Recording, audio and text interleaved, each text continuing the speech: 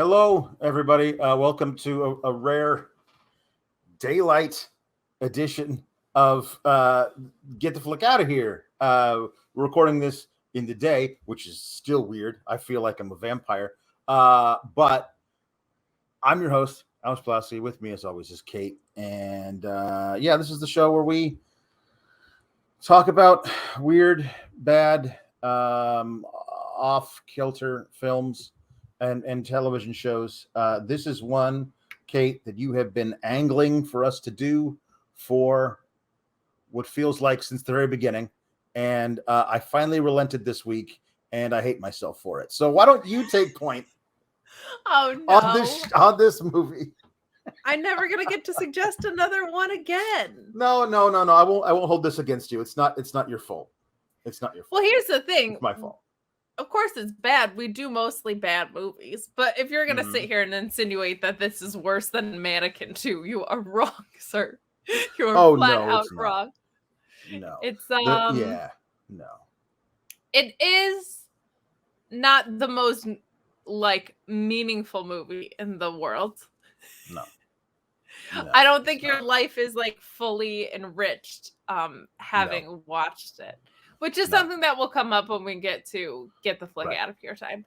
Yeah. But what's interesting about this movie is it has a really strong cast. I don't think that many people know it or ever really gave it a shot. I don't know anybody. And with good reason. Yeah, it's not very good. Considering it has Christopher Walken, Sissy Spacek, who I think is actually really good in this. Alicia Silverstone and Brendan Fraser, who, as you put it before we started recording, the moments where it works is because of his performance, but you just can't overcome a stupid plot and bad writing. Maybe one Both or of those the things, other. it's hard to You got overcome. a lot. I find hard to overcome both those things working in concept and construct against you. Yeah, that's tricky. And what is kind of fun about this too, before we dive into it, is they chose great actors, and other than Brendan Fraser, I feel like a lot of them are miscast. Sissy Spacek, I think, is great. This is not I don't think I've seen Christopher Walken. He's not bad in this, but this is just not his role. He's pretty bad. He's pretty bad in it. He's pretty bad in it. Is it him? Is he the thing that's off about it? Well, here's what it is. I guess we should say the movie. The movie is Blast from the Past. Oh, it's Blast from the Past. Here's the thing about Christopher Walken.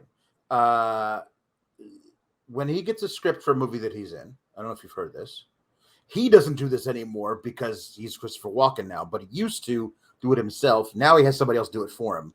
Go through the entire script and white out on the paper all of the punctuation.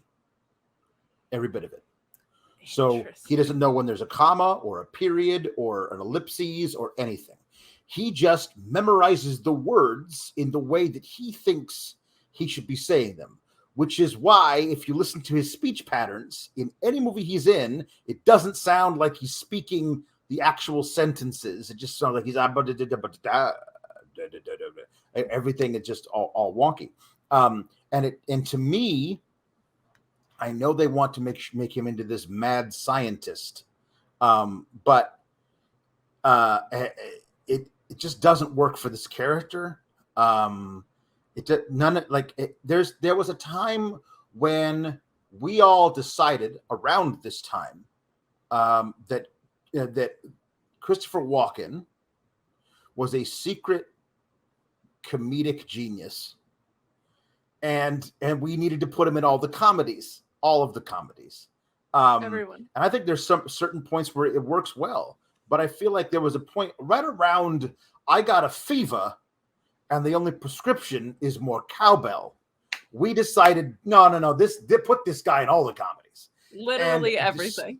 Certainly, some of those were hits, but more of them were misses.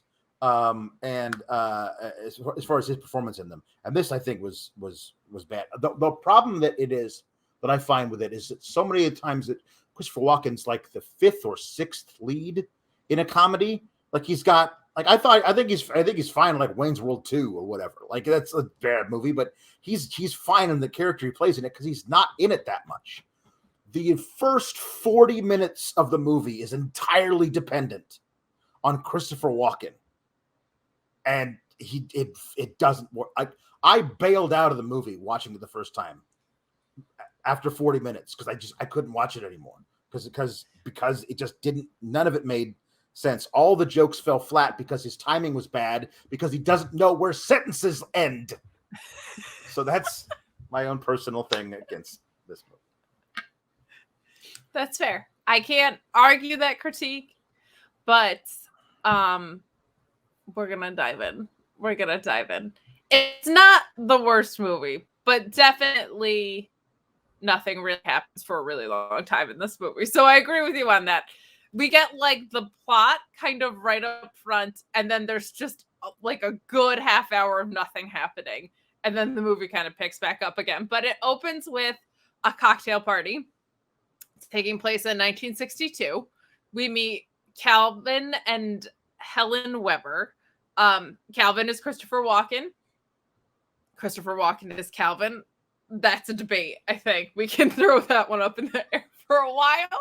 But he plays, as Alex kind of alluded to, a mad scientist who's a genius, but a nut job. It's something that's acknowledged at this cocktail party. And Helen Weber. Straight up, like, friends of the Webers attending the cocktail party are like, this guy's insane. I don't even know why we're here. What a whack job this dude turned out to be, huh? Let's sip our cocktails because it's the early 60s and that's what we do. It's the early 60s. There's definitely like passive aggressive swipes at him to let you know. But I also think it's justified because that guy, while insane, is often fun to hang out with at a cocktail party, I think. Well, right? That guy's still the most interesting guy in the room. He tells the joke of like, you know, the duck walks into a bar. Will that be cash or credit? Put it on my bill. That's the old joke. It wasn't as old in 1962, but I still think it was pretty old. And everyone around the bar where he's serving goes, ha, ha, ha, ha. Oh my God. Like everyone who's at the party thinks this guy is awful. And they're home. They're home. And Sissy Spacek is a happy little homemaker. The thing that makes him the part of why it's crazy is because he thinks the Russians are gonna drop the bomb any day now. Boop boo, boop boo. When it's literally in the middle of the Cuban Missile Crisis, which everyone in America at the time thought the Russians were gonna drop the bomb any day now. So all the skeptics in the thing feel like. I feel like all of you would be like at a heightened level. I mean, he's more so, but everybody would be like, can you believe this guy? The Cold War, Khrushchev, it'll be fine. Nobody thought it was going to be fine in 1962. So that's, I mean, like, not everyone had a bomb shelter built under their garage, but everyone for this week in 1962 was pretty sure they were going to die in a nuclear explosion. So that's what I guess kind of happens next at the party. What's funny is like I love the movie Apollo 13. It's one of my favorites.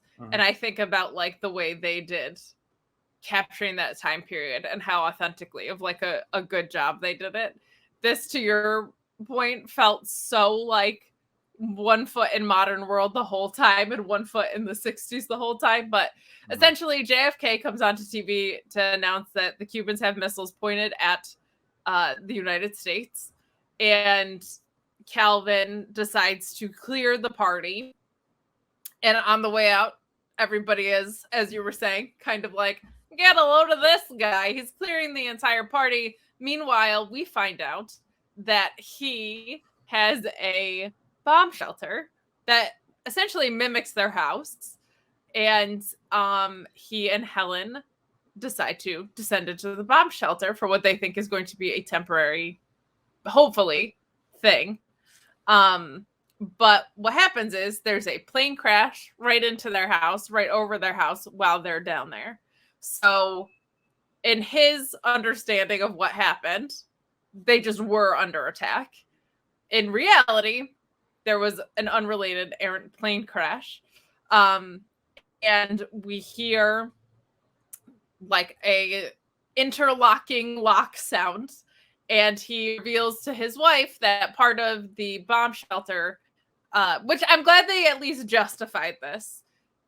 The locks were set to automatically close should something like this happen, because they didn't want the temptation of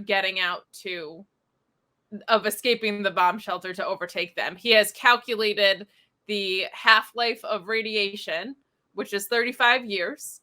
Oh, Helen is pregnant, by the way. Super pregnant, hella pregnant. Super pregnant. Like, gonna give birth any day now. Pregnant. Which is integral to the story. And so with this calculation, the locks are set to only unlock 35 years from now. That's the only time they can leave. Now, the bomb shelter is like the most livable situation in the world. It looks just like their house, probably for set design costs. But is extremely well stocked. This guy is clearly, I think it's fair to assume that they had some wealth alongside their mad geniusness in all of this. Yeah, like he was the golden boy professor at Caltech, and then started inventing stuff, and then got rich off the stuff he invented, and then he stopped inventing stuff so that he could build this fallout shelter. When you say it has everything, it literally has a salmon farm in it. Like, there's a giant tank of water where he farms his own fresh fish, which, like, if you're gonna like try and survive 35 years, that's a pretty good thing to have, I guess. Just don't get it mixed up with the potable water that you're supposed to drink, because that would be bad. That would be bad for you. But I did appreciate that was all at least justified. Them being able to afford it was justified. Them literally not being able to escape for the 35 years, I think, was justified. And I mean, it's justified. It's also pretty cheap. That, like, the idea of, like, well, we gotta figure out a way for them not to come out for 35 years. How about if there's like automatic locks, like, on a timer for 35 years? How locks work. And I think that it was kind of this thing that, like, they just made up something to justify their bullshit, which is the movie doesn't work unless they're down there for 35 years. If we had hired an actor younger than Brendan Fraser, maybe we could have done a different thing. But he's got to come up and find a girl, like all this stuff. So also, the movie came out in 99, but is set in 1997. Because they could have said it at any time period. Because the whole thing is, they say it's 1997, but the movie comes out in 1999. So you could have had him come out 20 years later. You just made up 35 years. That's not an exact statistic. So you could have had him come up in 1982. Oh, that would have been a nice little throwback thing. Like, people in the 90s loved watching movies about the 80s because, we were so stupid back then. So there's a lot of weird stuff they just made as a device to, like, make all the other stuff work, which, again, I respect them at least making the effort, but also you created your own problems you had to solve. It's just a weird completely. thing. I do think that they thought this was like a commentary on the moral decay of society in those decades. They sure did. They sure as heck did.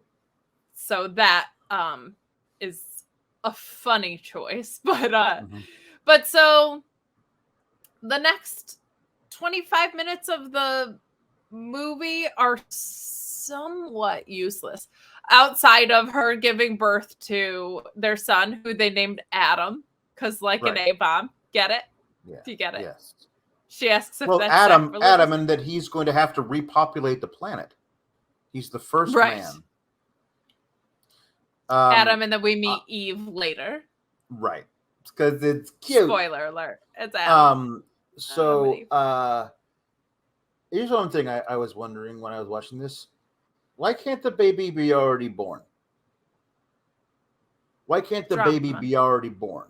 Like, Can it be like a 9-month-old or a 1-year-old baby who would have no memory of 1962, so that wouldn't be a thing.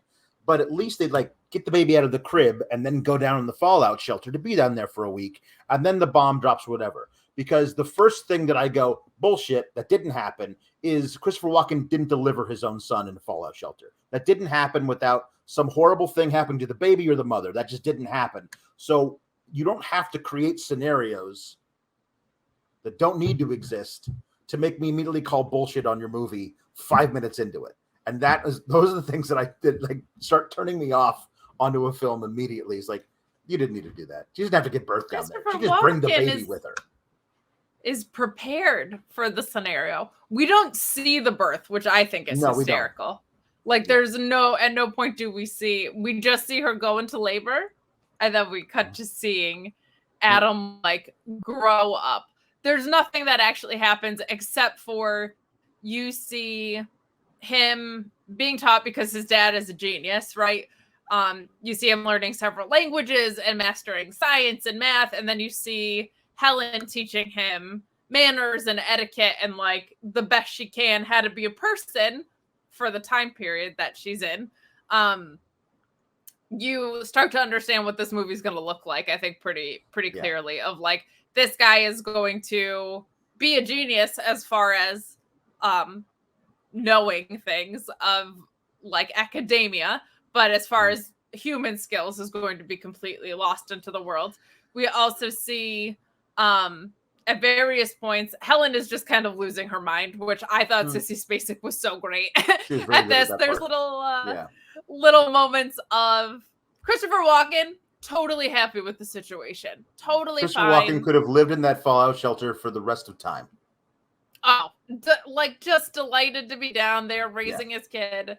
Helen, Sissy Spacek, is trying to not complain to her husband to keep her marriage intact, but is losing her mind along the way, which is fun because I feel like... What would have happened if they got divorced? Like, that's what, would they have to move to 2 separate areas of the fallout shelter? Helen and I were separated. She lives over there in that corner. I'm over here in this corner. I'm over here. Finances, not really an issue, it turns out, though. So things are all right. Yeah.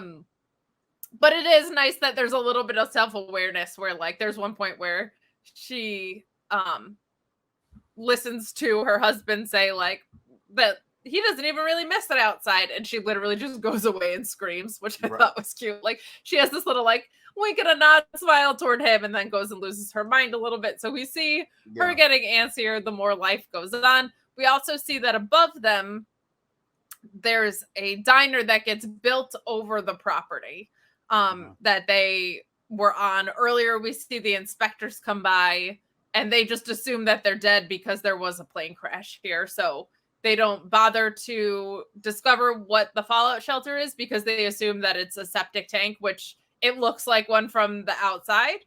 I don't know anything about the septic world, but I appreciate that they at least justified, like, we didn't even go looking for these people. They said, like, they probably died because of this plane crash. There's no need to open the septic tank.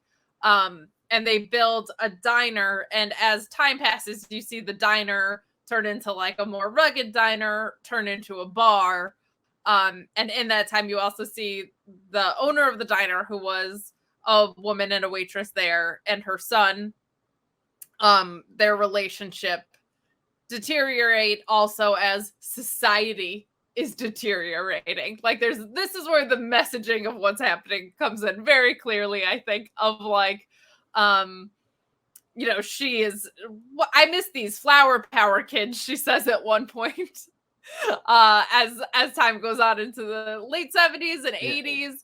In 1975, they're in this malt shop turned pizza bar, and on the jukebox comes Barry White. Yes. And they don't know how to feel about it. And they go, "What is this? This is awful. Who is this black man singing on my radio?" Basically is what they say.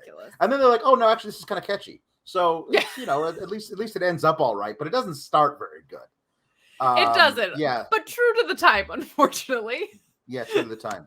By the 90s, the son is now old, and he has a tattoo in the middle of his forehead, like you do, Of just course. like anybody does. And he buys his mom gives him this bar, which by the time they come up from the fallout shelter is just out of business and just like an abandoned building, all burned out and everything. So, yeah, that kind of brings us to the next part of the movie where anything actually happens. So, it's Brendan Fraser's 35th birthday. We actually see Brendan Fraser come into the picture. Before this, we just have the various child actors who have played him as time has progressed. But we see Brendan Fraser on his 35th birthday. His mom has made him a jacket. He is, as maybe it's something with the name Fraser. He is like this dopey, adorable little golden retriever of a man. And raised with all of the brilliance of his father, but all of the innocence of somebody who's never been exposed to society. Perfect manners, and this is his 33rd birthday, I guess, because Christopher Walken says, in 2 more years, you're gonna get to go up there, essentially. And we kind of cut forward in time to just hearing the locks unlock, essentially. Helen starts dancing like an old lady, which I thought was a charming little scene. Christopher Walken also dancing was pretty cute. And Helen is anxious to get above ground, and Christopher Walken says, like, hey, we don't know what's going on up there. He assumes that society has been ruined, but he does have faith that other people had fallout shelters and that there will be other human beings roaming the planet, and decides that he should go up to scout out the situation before the rest of the family does. He puts on a yellow hazmat suit and takes the elevator up, which I guess just can break through the foundation of the building that was built over it. That was something that I had a qualm with, because it's like on the interior of this dilapidated bar. Like, they could have just built it outside of the property lines and him wonder what's going on.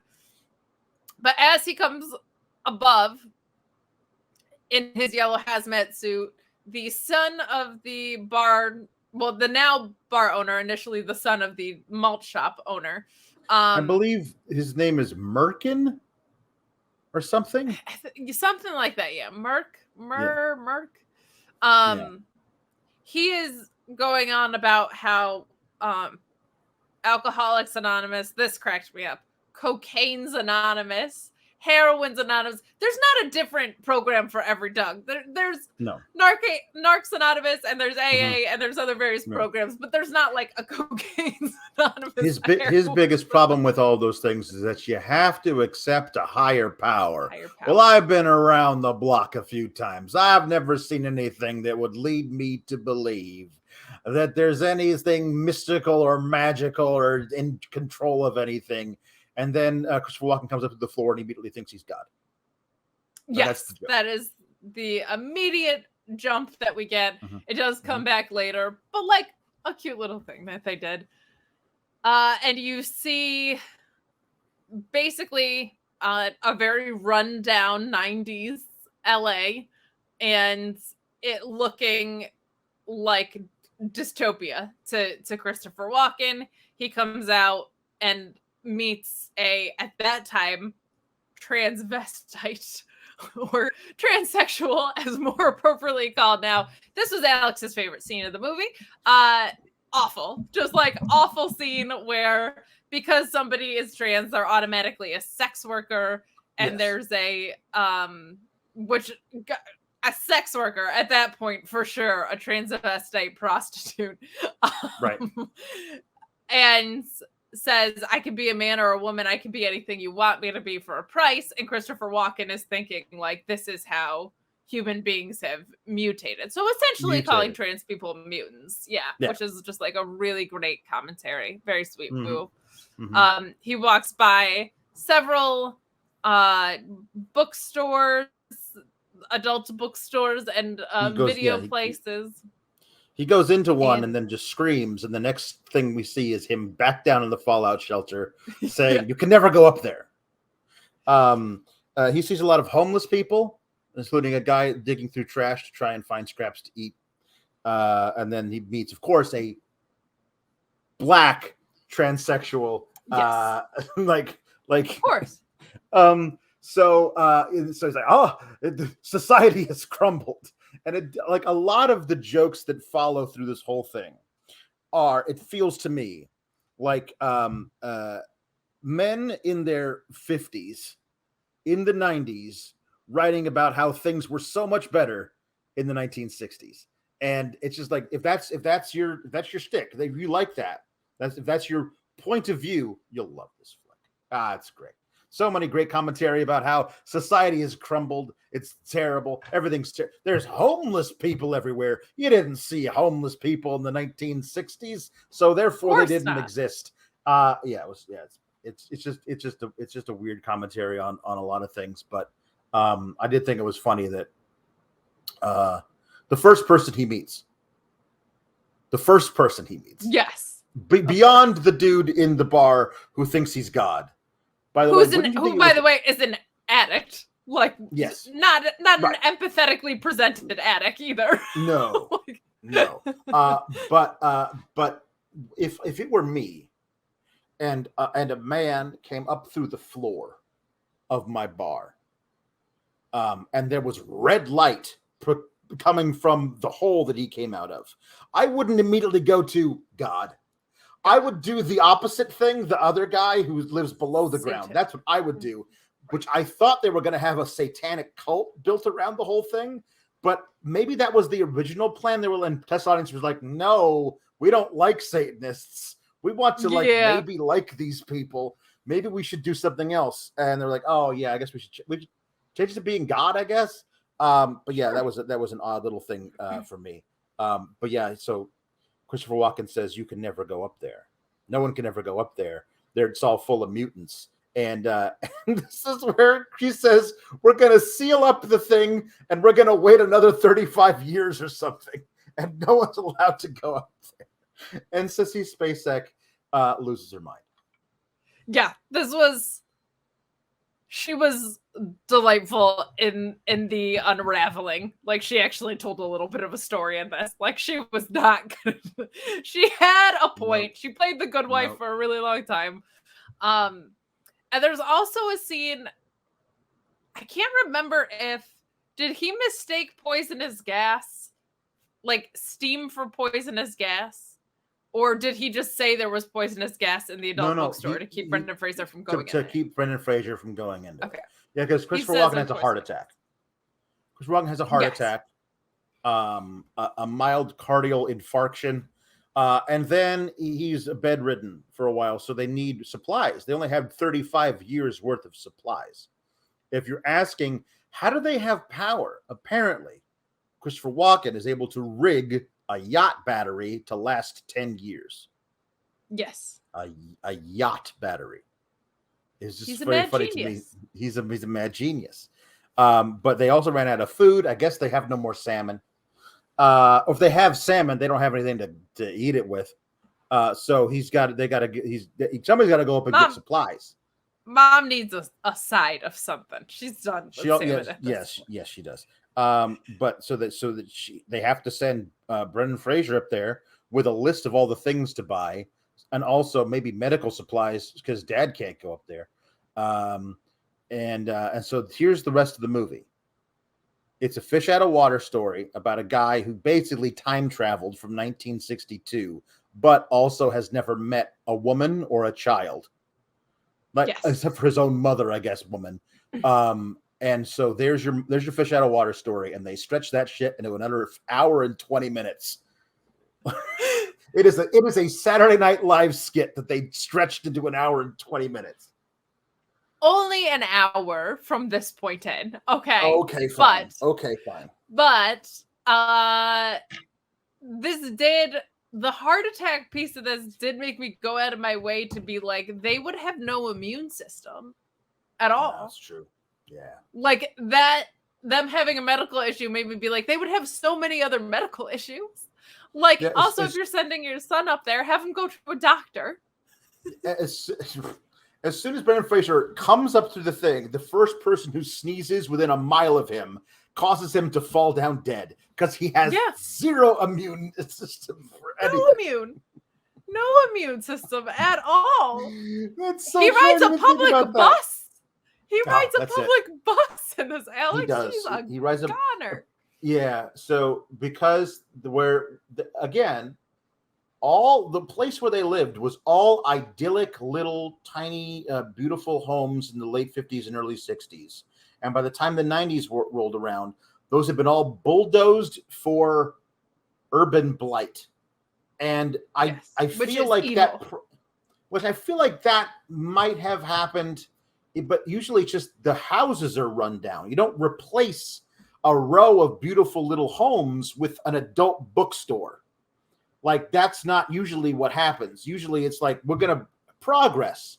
We're going to take these old homes that have fallen into disrepair. We're going to get rid of them. We're going to buy out the people. And then we're going to build like good things as opposed to, a porn shop.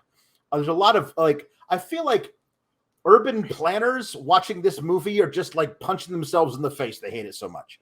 Like, it's just, none of this makes any fucking sense. Also, those little homes from 1962, if they had been kept around, would fetch $1 million in today's housing market in Los Angeles. So it's just a weird thing that they've done. We're going to get to the increased value of things in a moment. But you're right in even that it was weird because they lived in what you would assume was a neighborhood. And they built a malt shop on top of the house. Like, why are you going out of your way? I could see like a neighborhood malt shop might have been a thing, like in the late 50s, early 60s. They were in a neighborhood. Like, you don't it's not a main. They didn't have a little house on Main Street, right? No. So for them to have rows of this it's definitely off base, but. Much like with many of the movies that we review, any actual inspection of what's going on, it reveals major holes. Not great, but Brendan Fraser, to what you said before, his performance in this is the only thing that when it has its moments is the thing that saves it at all. He does a great job in this role. At one point, when he checks into his hotel, the bellhop asks how old he is because he says it's his first night away from home. And he says, I'm 35. And he says, you don't look 35. And he says, how old do I look? And the bellhop says, 25. And he says, oh, I guess people look older up here. And he was like, here on the 18th floor? And he goes, yes. Here on the 18th floor. Which that whole exchange I thought was like the perfect summary of what Brendan Fraser did well in this. But we see him going through town. We see him getting on a public bus talking to a guy that you kind of assume is homeless. And I appreciated that exchange because Brendan Fraser is trying to figure out how to navigate. And he has this little list of all the stuff he has to go get. And he's so annoying that the homeless guy tries to get him basically kicked off the bus, which I thought was fun because it was true. That guy would be so annoying like to sit next to on a bus. Nobody wants to talk to that guy. So I appreciated that, but we see him just kind of fumbling through life a little bit, but he has two things that are worth a lot of money. One, his dad gave him stocks and bonds, which we, assumed were going to be useless because Earth was destroyed. And he also has a collection of baseball cards. Those baseball cards come up a couple times throughout the movie, no more important as in a moment from now, but we see in the movie his dad trying to explain baseball to him, which was a very fun thing for me as a huge baseball nerd, because none of the terminology makes any sense if you haven't seen a baseball game. But I just thought that was cute, and that you can explain science and math to someone. You cannot explain sports really without being able to watch them. So that was a cute little moment. But he goes into a pawn and card shop, and he has all of these insanely valuable baseball cards. He has Mickey Mantles and Roger Hornsby and of course, the guy immediately tries to rip Adam off, because he's just a no good guy. But because Brendan Fraser has no people skills, because he only ever dealt with 2 people, he is willing to sell the entire collection to him for a mere $500 in small bills, because he says, all I have, this is a cute little performance from him too. All I have are these hundreds. I need 5s and 10s. Which he delivered really, really well. But we get introduced to Eve, because Adam and Eve, why be subtle about it at all, are the people that are going to have to repopulate the earth, right? Earlier in the movie, we see his mother say that he hopes that she hopes he finds a woman, preferably one that doesn't glow in the dark, I think was the line earlier, because they think he's going to be responsible for repopulating the earth. So it's a very urgent thing that he would have to find a wife, which comes up later. But Eve basically comes out to save the day for him and say, your Mickey Mantle card alone is worth $4,000. Do not sell this to my dad for this amount of money. That's not her dad. Isn't it her? I thought it was her dad. No, it's not her dad. It's not her dad. She just works at this baseball card shop. She's not the owner of it. She doesn't, not related to the owner of it. She just works there. It's like, you're fired. It's not her dad. It's just fired from that job, just like she's always getting How fired. Much do you think you would make working as a person who happens to be at a baseball card shop? Like, it's like the idea of the jobs that she gets fired from is just like, but it's totally fine. I completely support myself in LA. Like, it's just she's good. Yeah, it's a very odd little deal. She has an incredible home in LA. But she continually gets fired from, to your point, jobs that are like little side jobby type jobs. They're not like anything that would be, you wouldn't be like, wow, I got laid off, but at least I got my severance and I can keep my home. Right. So she gets fired from this. We find out that she's always getting fired from jobs, from the hair salon, from all these other places. So then Brendan Fraser and her have an encounter in the parking lot.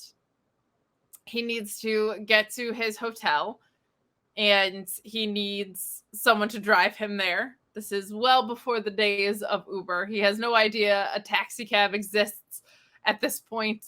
So he is trying to convince her, but because she's not an idiot, she keeps kind of like pushing him off. This guy's clearly a weirdo. He at one point says, I don't have a gun or anything, which I thought was a fun little line to sneak in, because she's like, oh, okay, well, in that case, get away from me, even further, weirdo. But he says, I'll give you a Roger Hornsby baseball card if you just drive me to the hotel, which is enough to make her realize that this guy is probably a non-threatening Looney Tune. And she says, all I have to do is drive you to the hotel and you'll give me basically, I think, $4,000 or $6,000 or something, she says. And he says, yes. And so she drives him to the hotel. He gets checked in. We have that exchange that I referenced earlier about him and the bellhop. We also see him mesmerized by a commercial of sexy womanness. There's, I think it's for like a coconut oil or something. A woman is like rubbing lotion on her body, and he is mesmerized by the situation. And I guess this is kind of where the adventure of Adam and Eve starts to like take off a little bit, because he eventually hires Eve for $1,000 a week to help him get the things that he needs on the list to bring back to his parents. Eve thinks it's a weird job, but she says she names her price, which is more than this gal has made probably ever, for $1,000 a week. And she and everybody else that's kind of peripherally involved think like, oh, this guy must be working for some sort of nonprofit or something, because it's food and supplies by the truckload. He's like this dopey, innocent dude. Like, it would line up that this guy is like a do-gooder. So we see them kind of just going about getting the things on the list. He's getting trucks. He's getting refrigerated trucks. And eventually he asks her out and she rejects him for the first time. And they have one of the most awkward exchanges in cinematic history, I think, because he says he's trying to find a wife in the next 2 weeks. And she says, why would you want to get married? I'm so jaded. Can't you tell I'm so jaded? Everybody just ends up getting divorced, like my brothers.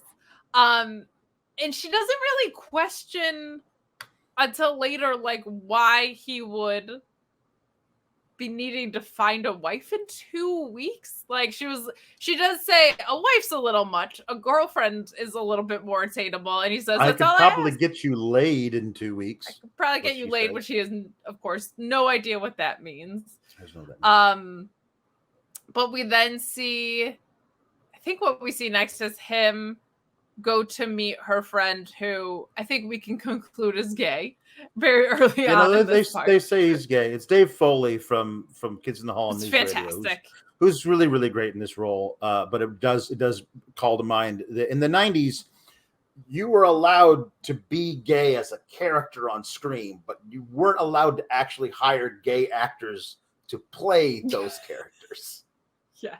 So it is very much, and I think it is an honest, not stereotypical portrayal of a gay man. Yes. It doesn't feel like it doesn't teeter over into the brink of caricature. It's not, for example, Jack from Will and Grace, who I always felt was like way over the top on purpose. This just feels like, and I think but it is like a thing like, hey, you know what they didn't have in 1962? Homosexuals. Like it was, it just felt like a whole thing the whole time. But he is very good in this thing, and he is the voice of reason. Like, no, when you say out of town, where are you from? Out of town. Yes. And because she's convinced Adam that she's psychic, and I did appreciate this is cute. Troy, Dave Foley, being like, "Oh, really, psychic? Well, go ahead, give him a reading. I'd like to see this." Yes. And she guesses Alaska, but the whole thing is he's just been mesmerized by her this whole time when she's giving him this reading, because she's doing a very sexy palm reading thing, and he's like, "Yes, yes, yes." And so when she finally says, "Are you from Alaska?" he goes, "Yes." "Oh, okay, Alaska. Let's get a little quiz." And he quizzes him all these things about Alaska, which, of course, because he knows. He knows because he was the geography champion of the Fallout shelter. Like, he knows all the answers of all these things. The geography champion of the Fallout shelter. He was. Delightful. He took first place every year. But I thought that this was all well and good. And this, it's okay. But it did seem like, okay, so you have a ticking clock. You got I only have 2 weeks to find all this stuff and bring it down. There's a lot, like, well, as you find it, you could be taking smaller trips down the elevator. Like, that's a thing that they never considered in writing this whole thing. I must have all of it so that I can bring all of it back at once. They did mention that anytime he runs out of money, they just sell another baseball card, which I guess makes sense. But he's also, like, this is just this 2 weeks of him just hanging out with Eve and her roommate Troy. At one point, he takes him out shopping to buy new clothes, because all of his clothes are 1962 clothes. And then he also buys him rollerblades, and they're very wishy-washy on where in Los Angeles this takes place. But at one point, they're like, I just got new rollerblades. Well, the only place I'm allowed to use rollerblades is apparently the Santa Monica Pier, because I don't know where they were, but it's nowhere near the beach. And they was like, they yes, say let's just go to Pasadena. Like, they're like, which is nowhere near the beach. That's where the mom, Sissy SpaceX, wants him to find a woman who is from Pasadena to get married to, because she says all the nicest girls are from Pasadena. They do say they're in the San Fernando Valley. And as a guy who lived for a year in the San Fernando Valley, I know if you want to get from there to Santa Monica and it's anywhere approaching rush hour, you better have 2 hours on your hands, because that is not a thing that we're going to do. I feel like there's an easier place to find somewhere that you can rollerblade than it has to be Santa Monica. But I get it, because while he's rollerblading, he sees the ocean and immediately like just takes off his rollerblades and everything and strides into the ocean. And my question was, as he literally falls backwards into the surf, did they teach him how to swim in the fallout shelter? Did he go swimming lessons?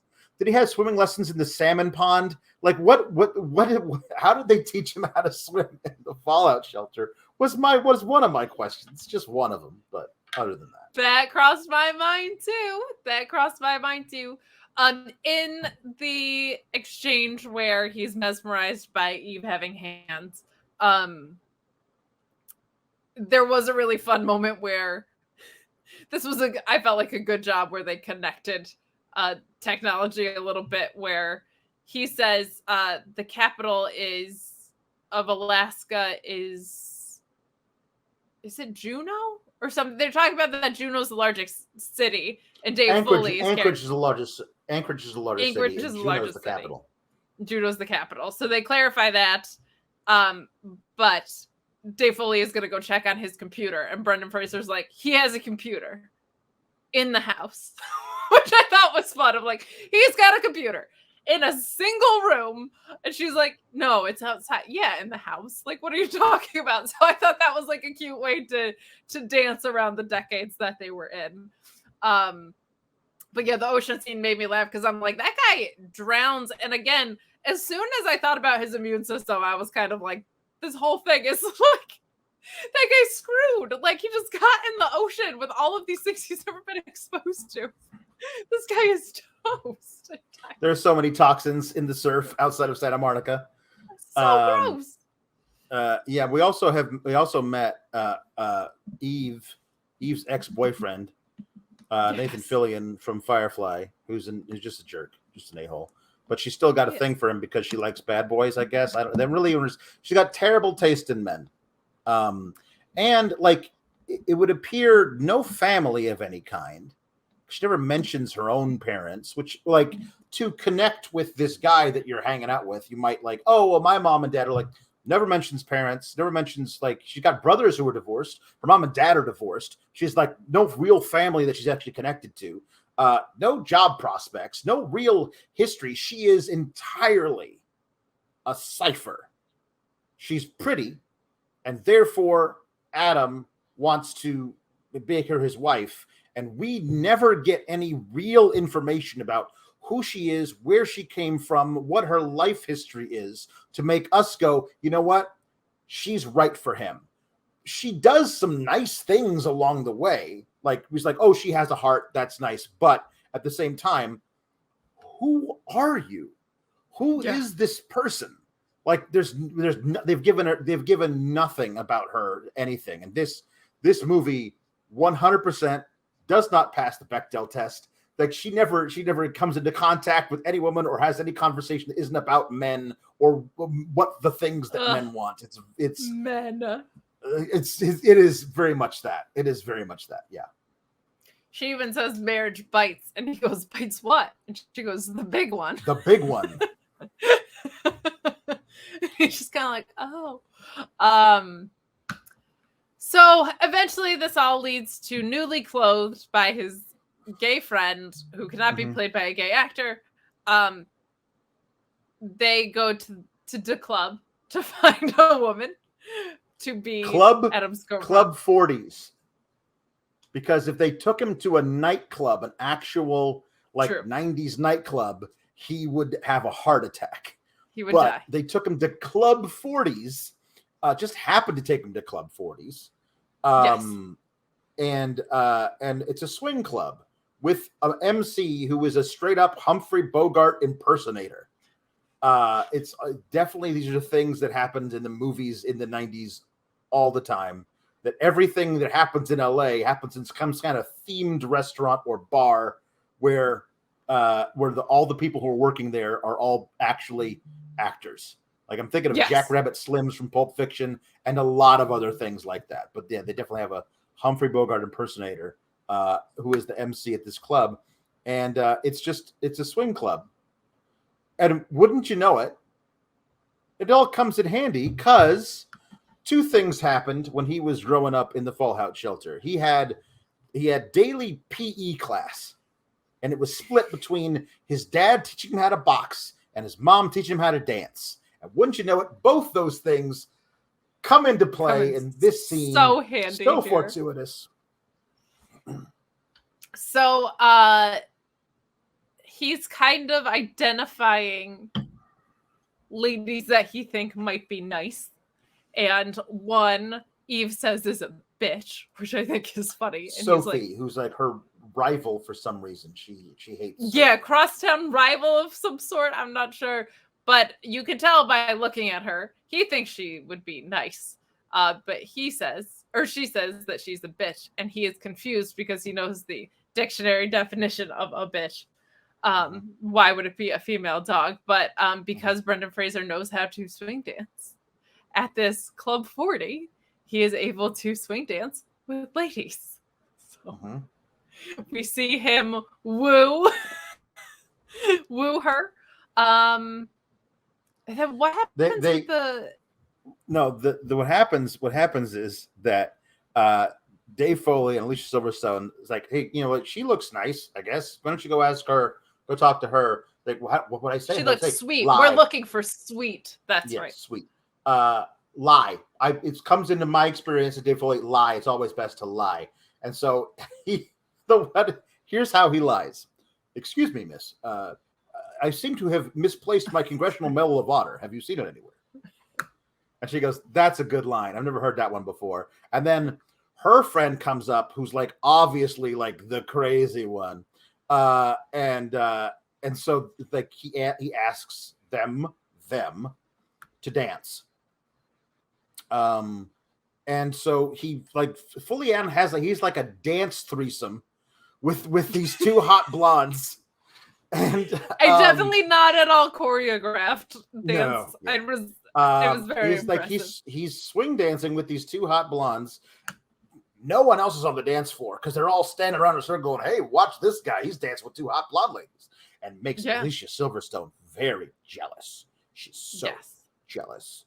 And so her ex-boyfriend, Nathan Fillion, Cliff is his name, is at the bar. And she, I guess, is trying to go home with him because she's got terrible taste in men. But Brendan Fraser doesn't think that's a good idea. And so he's like, I would like to interject, and actually, I'd like to cut in if I might. And so Nathan Fillion wants to fight him. So because Brendan Fraser is a boxer, he does this thing. Yes. That's how he punches. And every time he's able to punch him right in the snout. It's a decent little fight scene. Dude never gets his hands up. No, never. Yeah, never. And earlier when we meet him, we find out that they were it seems living together because he had a key to the house that she can mysteriously afford. So Cliff, and then he leaves her for the Harvard graduate model. Which is a thing. Yeah. But yes, so we have this very not at all choreographed swing dance scene. And he leaves with Sophie, which makes Eve jealous. She's starting to realize that she has feelings for this little weirdo. And which point I was like, you should check in with yourself emotionally about that. Maybe take a step back that you were in love with a weirdo who you pretend is from Alaska, who is getting trucks of food for a reason you don't know, literally because he is bottom line chivalrous to you. It's the only thing that sets this guy apart from any other guy in your world. So true. So I think next is like we get to the something happens in the movie next, which is the first time that happens in like an hour. And Brendan Fraser, who was at Sophie's, shows up at Eve's, and they have a conversation where he basically says that he was there. Well, no, he was at Sophie's. He decided he didn't want to do that, and he left. And then he sings to her Here you go. on the street where you live, which is like it's from a My Fair Lady or something. It's from some musical, but Perry Como did a cover of it, so that's the one he knows. And so he sings that to her, and she's immediately like, "Oh my God, I want to have your children," because again, Yes. she needs to check in with herself emotionally. Yeah. So she kisses him, and then is like, "Have you ever had sex before?" It's like, "No." "How is that possible?" "Well, let me tell you all of the things that are happening in my brain." And of course, so he does.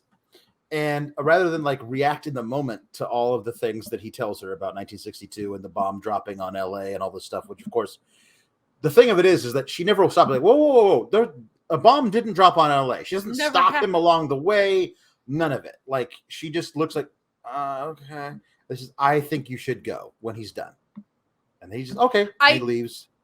I did love leading into the scene though, where he says he's at Sophie's and that she was very hospitable, but that's not where he wanted. He says that's not where I wanted to be, and so he says I found a taxi, and I loved how he was like impressed with himself for finding a taxi. He kind of has this like, I'm figuring out human life up here moment, and he says that he wants to go to Eve's and not to the hotel. That was like the first, I think, like very deliberate, like, I know you rejected my advances, not in like a creepy way, but like, I know you said no to a date, but like, I wanted to be with you instead of go back to the hotel, kind of moment, which I thought was cute. And I also just love the idea of like, if you haven't had sex before and you don't understand like human signals of things, what somebody like a Sophie and how she was portrayed. Because he says, I left as politely as possible. I excused myself as politely as possible or something. And in my head, I'm like, he thought she was going to maul him if he doesn't understand like sexual cues in any way. Like this woman probably was throwing himself at her. And that's why I was like, oh, there's something kind of like cute behind that line. But yes, we have the floodgates kind of finally opening here of like, Eve was hired to do this job, so she wasn't really questioning it, but they're clearly forming some connection. Like at some point, someone has to be curious enough to open the floodgates about what's going on, but they kind of just open because they kiss. And then yes, Eve asks if they've had sex before, and that question, of course, unravels him telling the whole story. And to your point, at no point was she was like, there was not a bomb that dropped on LA in the 60s. Like that never occurred. So she, I think, is like, all the good ones are gay or crazy, right? That's what the 90s woman was, I think, then. Yeah. So. And he comes. Wait, he's driving around with Troy in the truck for some reason, and then he sees the adult bookstore, and he goes into the little former diner, former malt shop thing, and there's a whole congregation of people who now worship the underdwellers. At one point, Sissy Spacek gets really confused. She gets curious, and she goes up the elevator herself, and sees the full congregation, and then she hits the button and goes back down.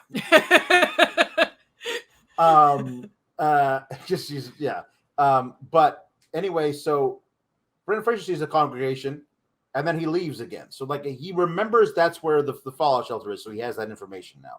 Yes. But he wants to go and get Eve and bring her with him into the fallout shelter because he doesn't know that she thinks he's crazy, but he finds out that she thinks he's crazy when he goes back to her house and realizes she has contacted some kind of a social worker at an insane asylum. There's like a psychiatric assistant, that comes to so they're going to take him for evaluation or whatever, and then he realizes this, so he runs, and the portly gentleman, who must be like some kind of orderly, is trying to catch him but is not able to. And then he takes the car, the truck backs into the psychiatrist's car, who loses her mind about everything, and he drives away. He says, "Oh, go to my hotel and pay my bill and grab all my stuff, and please help me with that." And so that's when they go to his hotel and find out he's been telling the truth the whole time. You know how they know? Because of his old toothpaste. That was the tell. Yeah, that's which is also like kind of unfair based on the fact that he emerged with clothes from the 60s. He had baseball cards from the 60s. Like, there were other hints beyond the toothpaste, but they're like, you know what? Old this really proves clinches it. That clinches it. And yes, to your earlier point too, they said, like, if you find a nice girl, bring her home down to the shelter, basically. So that's part of what his mission was. So they find out that he was telling the truth the whole time. Part of it is they found the old stocks and bonds. Yes. And then they call their stockbroker friend, who we met briefly at Club 40s, and he's like, IBM, AT&T from the late first 1959. Yeah, those would be worth millions, like millions upon millions upon millions. Of course. And so then Dave Foley's like, this is the sweetest man you've ever met, who is the richest man you've ever met, and he has the hots for you. What are you doing? Yeah. I was like, I mean, like, I understand from that point of view, but like, it's the idea of like, well, he seems a little crazy, but maybe he's telling the truth. But he's rich? Well, now we gotta do something. Just, if he wasn't rich, would it matter? Like, that's the whole thing. Is like, now it matters, because that's the whole thing, is because he's rich. Then minutes ago you called a psychiatric asylum on him. Like, a psychiatric, you thought he was in need of a psychiatric diagnosis, and you were like, you know what? It's fine, because he's got money. He's rich. And it turns out he has old toothpaste, so he must be telling the truth. So, there you go. And so then, I don't know, they meet up somewhere, and they go down into the fallout shelter, and he introduces Eve to his parents. Also, Archbishop Merkin from the Church of the Underdwellers. I don't know what they call it. He's down there as well for some reason. But my people and I will help bring all the things here.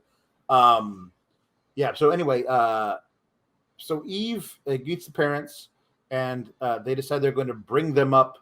Oh, he says, you stay here for 2 months, and we'll come back and get you. We want to make sure everything's all right. And so then all of a sudden there's a narrator. Like, we haven't heard it all. I don't know who she's talking to. Like, is she writing her diary? Is she calling her mom? Like, Alicia Silverstone turns into a narrator now, and I don't know who she's talking to. But she's like, turns out you can build a house in 2 months if you just tell them money is no object, and it really isn't. Who are you giving us a lecture, the audience? That's not a device you've used in the film yet. This doesn't make any sense. Having a narrator pop in here in the final hour was a weird choice. It wasn't even the final. That was like the final 5 minutes. Like, it's just the final moments. It's a very weird thing. But yeah, so that's kind of the conclusion of the movie, really. Like, he builds the house in 2 months. A house way out in the middle of nowhere, but he builds it to 1962 specs. Like, it's a little ranch house with a picket fence and all the old like wallpaper and stuff.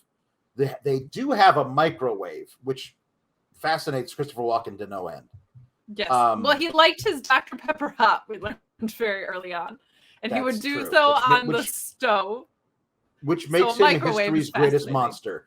If you like your Dr. Pepper hot, you are history's greatest monster, and I will not take any arguments to the contrary.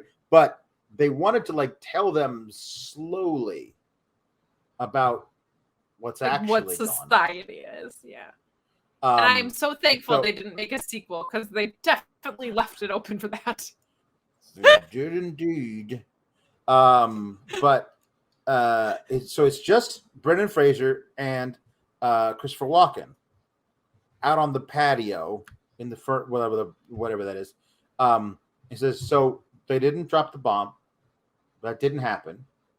A plane crashed into our garage, which is what you thought was the bomb dropping. The Russians actually just they collapsed. Like the Soviet Union collapsed in the early, like about 10 years ago.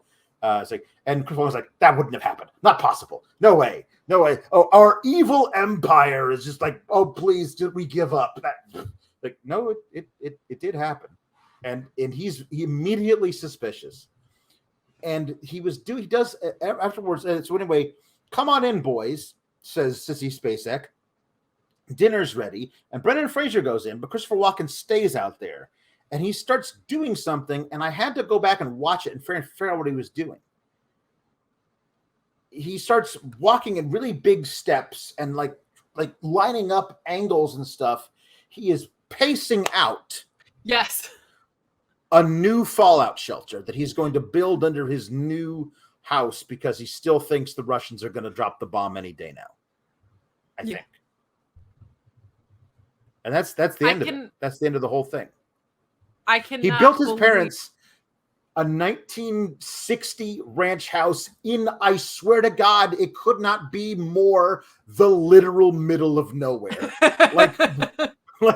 Just like there's just nothing as far as the eye can see. And they bought all this land and built him all this. I am stunned I'm stunned there's not a sequel. I don't know how well this did at the box office. It didn't. Look it up. It didn't. It barely made its money back. That's like, I'm not surprised because it's not a very good movie, but because of the cast, that surprises me a little bit. I felt like there would have been people, because Alicia Silverstone was hot as hell in the 90s. Like Brendan Fraser, Christopher Walken. Like I thought that would be more of a box office draw, but the movie cannot escape itself for how bad it is. Brendan Fraser's as good as he can be in it, but it's just not very good. But weird. It is weird. It ultimately says nothing and thinks it is saying something. Correct. And also, it ultimately isn't very funny, even though it thinks it's being very clever in its little quips and funny stuff. And it's one of those movies like I would say, if you want to see a crazy bad movie, Return of the Killer Tomatoes is a crazy bad movie. Like, I know people who like watching those crazy bad movies because they love to laugh at how bad they are. I can't recommend this to anybody, literally anyone. There's no one I would recommend this movie to, even if you like. I mean, like, there's like, oh, you know what my favorite genre of films is? High concept, terrible comedies from the late 90s starring Brendan Fraser and Alicia Silverstone. I would be like, I guess this is one, but like, that's all I could say about it. The other thing is Pleasantville was good, I thought. And this is the reverse of Pleasantville, which came out a year earlier. There is a renewed Brendan Fraser stanhood that has come about in recent years, which I appreciate. Yeah. So if you're in that line, like, Brendan Fraser is really good in it, but what he's good in is terrible. If you're a Brendan Fraser completionist, there it is. And you have to see all of his movies, this would be a movie on the list you have to see. And that's as much of a recommendation I can make. We also need to talk about Alicia Silverstone in the mid to late 90s and how old she's supposed to be playing. Because she was firmly in high school in Clueless. She also, like, a year before this came out, she was playing a junior in high school as Batgirl in Batman and Robin. And in this, she's supposed to be 30. I don't know. Honestly, don't know anything about like as soon as I'm like, Brendan Fraser, Alicia Silverstone from the 90s, like, are we doing a weird like October May romance thing that is just a little too much for me in this particular it was a little bit. No, she was of in a high thing. school, or she has seen some life. There is no. Yeah, or she's been around the block. She's been around. She's totally jaded and thinks that every marriage ends in divorce. That's it. Yeah, but yes. So yeah, this movie ultimately is it should never have been made. I will say the movie should never have been made. It doesn't do anything. Like the Room is truly awful. But I understand why the people made it. The people who made it because it was some kind of vanity project, and I don't understand why anybody said, here's $50 million, make this movie. I can't fathom it. I mean, if somebody said you have to watch this or Mannequin 2, I'd pick this all day. I pick Mannequin. I pick Mannequin 2. Wow, you pick. I pick Mannequin 2. I would pick Mannequin 2. I would watch The Room twice before I watch this again. Like I would watch The Room again because it was so outstandingly bad. Where this is just complacent. This is just it's the worst kind of low level medium bullshit. Nothing. Like it's mid. It is the middest mid that's ever midded. So that I think begs a very important question. Yeah. Do you prefer mid or bad? I think I prefer bad because I'm entertained. I prefer bad to mid. I prefer bad. I always prefer bad to mid because it's just it's evoking something, whereas this didn't really evoke anything. Yeah, this is 100% not my jam.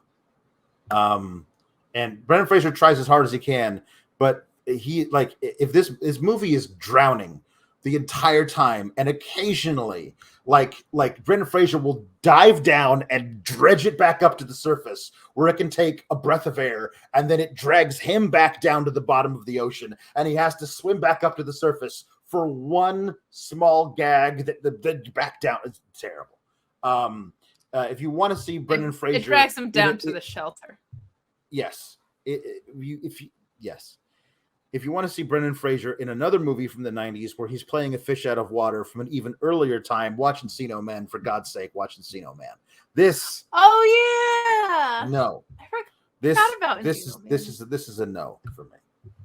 Big old no. You would get the because yes, I would, and I feel because I actually enjoy Brendan Fraser's work a lot. Some like I think there's some cool stuff that he's somehow good at the Mummy movies, and those movies were terrible. But he's very good in them. And I was really excited to see him play a Batman villain in the new Batgirl movie that they apparently have scrubbed from all the WB servers and will never be released in any format, no matter if it's leaked or not. He was going to play Firefly in a Batgirl movie. And I was like, that's a really cool casting choice. I'd like to see Brendan Fraser sink his teeth into a comic book villain. That's going to be great. Nope, I never get to see it again. HBO Max. But I would mostly say to get the flick out of here. But it's not I mean, Attack of the Killer Tomatoes... or Return of the Killer Tomatoes. And we at least had Fuzzy Tomato. We had FT. Mm-hmm. We were rooting for him. Mm-hmm. I would get the flag out of here, but probably not as much as I would Mannequin 2. Or is there anything else we watched that's... like UHF has its place. Stay Tuned has its place. You were not a big fan of the Sharknadoes, so I understand that as well. No, but if I had watched all the Sharknadoes... like having only watched Sharknado 1 fully, that's tough. If you said, I'd probably watch Blast from the Past before Sharknado 1. Yeah, that's rough. I think I may have watched 10, 12 minutes of this movie when it was first on HBO when I was living with my parents or whatever. At the time when it first came out. This is one of those movies where I pride myself on being able to go, I will not like that movie. And then I never see it. because I know what movies I like and what I don't. Not that movie's going to be bad, but I will not like that movie, and then I don't waste my time doing it. This is absolutely a movie that is on that list that I would have said I will not like this movie. And used to not watch those movies, and now here you are. See, even like I'll even be able to watch like this movie's going to be bad, and I'll still watch it. I mean, even movies that I know are going to be good, I won't watch. Bad evokes an emotion. This just feels like a waste of time. Yes, thank you. So get the flick out of here both ways. Get the flick out of here. That's what I say to that. That was aggressive, but I respect it. 2 thumbs out. Why have 2 thumbs down when you can go 2 thumbs out of here? 2 thumbs out of here. Yeah. So anyway, thanks for that. We'll find some other fun things to review in the coming weeks. If you'd like to put a formal request in at kynchat.com for Know Your News, that's at kynchat.com to put in a request in a formal fashion. We will see what we can do. This is episode 17. I don't think I said that. Oh my God, yeah. 17, whatever that is.